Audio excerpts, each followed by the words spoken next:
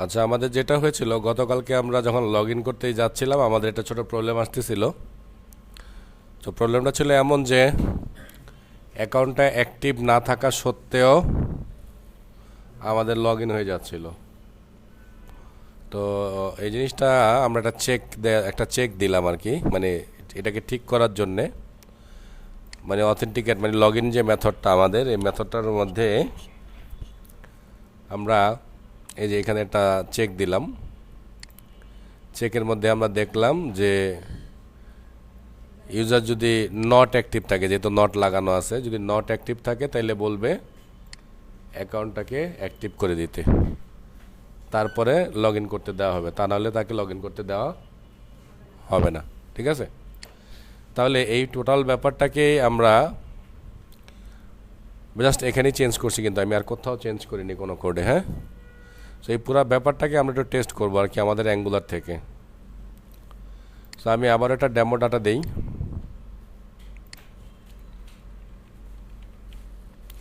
1 থেকে 6 পর্যন্ত দিলাম। হ্যাঁ, এই ফিল্ডটা ছোট করতে হবে, ফিল্ডটা অনেক বড়। একটা ছবি দিয়ে দিই। সো রেজিস্টার করলাম।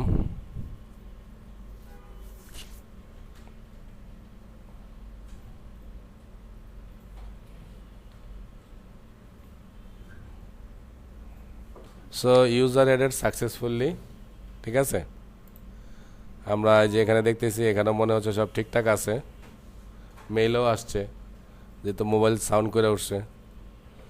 তাহলে আমরা যেটা করি, আমরা একটু লগ ইন করার চেষ্টা করি। হ্যাঁ, সো আমি এই ইউজার নেমই দিয়েছি, এই মানে এই পাসওয়ার্ড এই ইউজার নেমই ইউজ করেছি ওখানে। তো আমি লগ ইন করার চেষ্টা করি। সো আমার এখানে ফরবিডেন দিচ্ছে, এখানে একটা মেসেজ দেওয়ার দরকার ছিল, যদিও আমি দেই নেই, তবে ইরোরটা আমাদের এখানে আসতেছে। হ্যাঁ, account is not active, please check your email for activation link. ঠিক আছে, এটা ওখানে দিয়ে দিব না আমরা। তাহলে এবার যেটা আমরা করি, আমরা অ্যাক্টিভেশন লিঙ্কে যাই তাহলে। সো আচ্ছা, এটার একটা ব্যাপার একটু শেয়ার করে রাখি আপনাদের। এইটা যদি আবার এমন করেন যে ইমেলটা যদি আমি আতিকরে পাঠাই, তাহলে কিন্তু কাজ করবে না। আপাতত হয়তো বা কাজ করতে পারে আপনাদের কম্পিউটারে, কিন্তু আপনি যখন বাসায় থাকবেন তখন কিন্তু কাজ করবে না। না করার কারণ হচ্ছে গিয়ে এই অ্যাক্টিভ অ্যাকাউন্ট যে লিঙ্কটা, এই যে এই লিঙ্কটা আমি ক্লিক করলাম। হ্যাঁ, এই যে লিঙ্কটা, এই লোকাল হোস্ট, এই লিঙ্কটা কিন্তু আমার এই কম্পিউটারের ভিতরে। সেইটা যদি আপনি আপনার কম্পিউটার থেকে ট্রাই করেন তাহলে কিন্তু কাজ করবে না।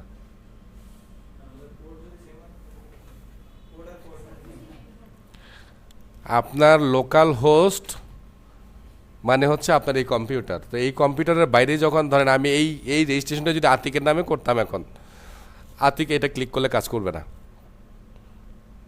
ওকে,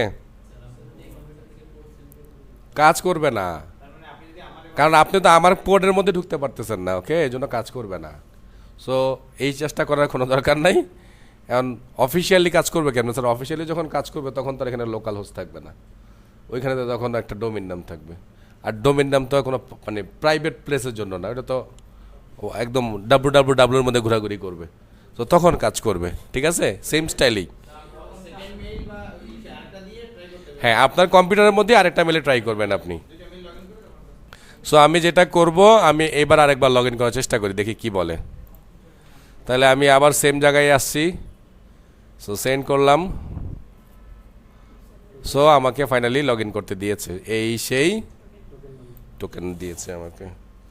সো আমার লগ ইন রেজিস্ট্রেশন দুইটাই সাকসেসফুল হয়েছে।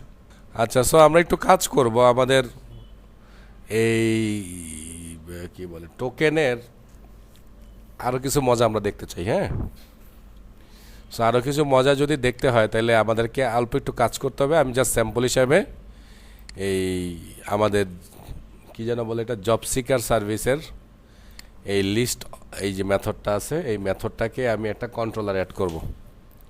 তো আমার তো জব সিকার কন্ট্রোলার অলরেডি বানানো আছে। আমি যেটা করব শুধুমাত্র এখানে আমি অটো অ্যাড করব জব সিকার সার্ভিসকে। ঠিক আছে, আর এখানে আমরা একটা মেথড বানাবো।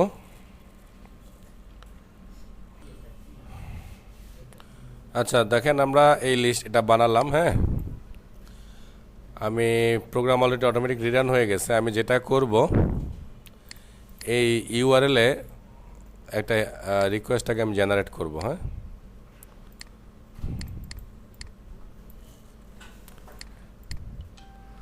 কি ছিল, অল, তাই না? সো সেন্ড করলাম। আচ্ছা, ফরবিডেন বলছে। সো ফরবিডেন বলার কারণ কি, এই ধরনের কোনো ইউআরএল আমার সিকিউরিটিতে করা নাই, অ্যালাউ করা নেই। হ্যাঁ, সো সিকিউরিটিতে আমরা অ্যালাউ করে আসি।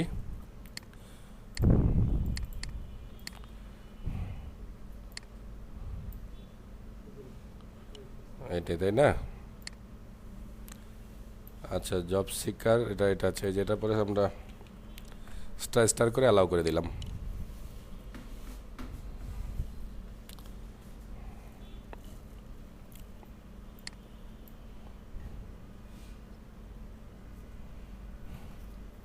সো এবার একটু রিকোয়েস্ট দিয়ে দেখি কি বলে। এবারও ফরবিডেন বলছে। আমরা এই স্ল্যাশটা তুলে দিলাম আর কি। হ্যাঁ, কারণ আমাদের অলরেডি তো স্ল্যাশ এখানে দেয়াই আছে, ঠিক আছে না? সো দুইটা স্ল্যাশ হয়ে যাচ্ছে, তো এই জন্য এটা কাজ করতেছিল না।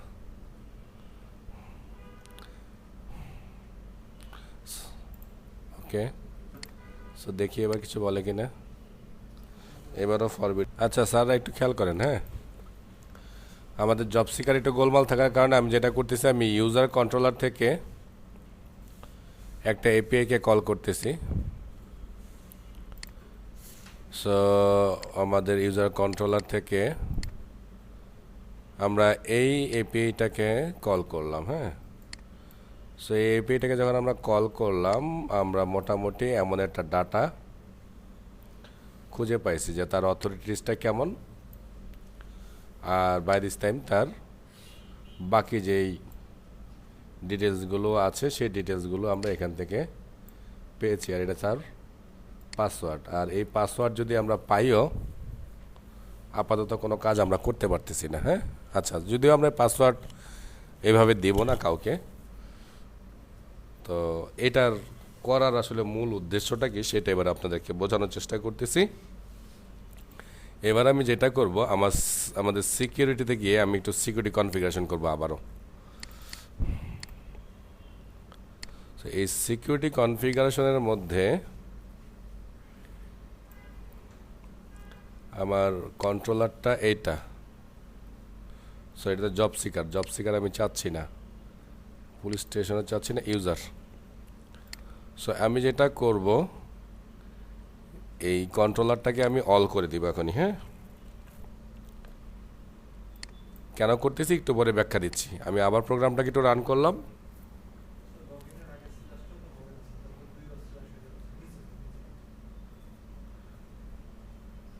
তাই তো,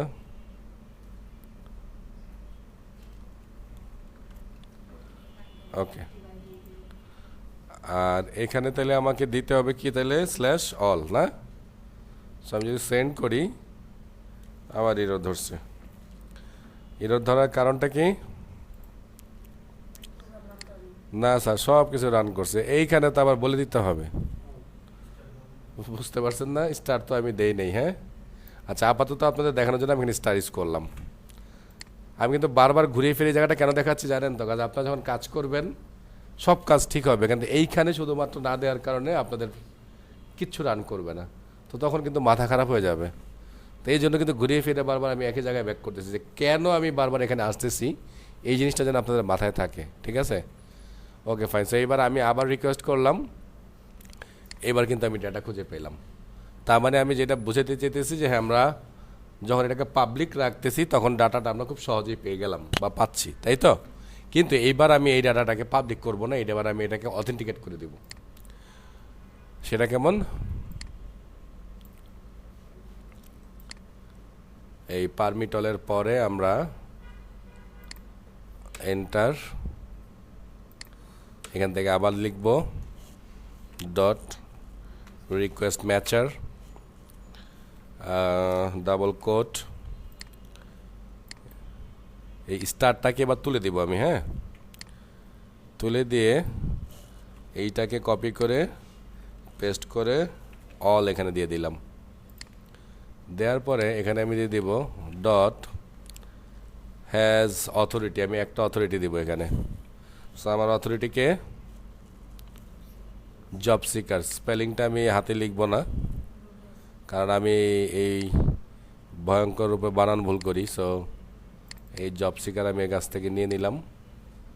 ইউজার কন্ট্রোলারে সিকিউরিটিতে এসে আমি ওকে বসিয়ে দিলাম। তার মানে কি, এই জব সিকার রোল যদি না হয় তাহলে কিন্তু এই জায়গা সে যেতেই পারবে না। ওকে, সো প্রোগ্রাম বন্ধ করে আমি রান করতেছি পুরো প্রোগ্রামটাকে। মানে আপনাদেরকে আসলে মূল সিকিউরিটির ব্যাপারটা বোঝাতে চেষ্টা করতেছি, কারণ এই ব্যাপার যদি না বুঝেন এটা নিয়ে কাজ করে মানে বিন্দুমাত্র মজা পাবেন না।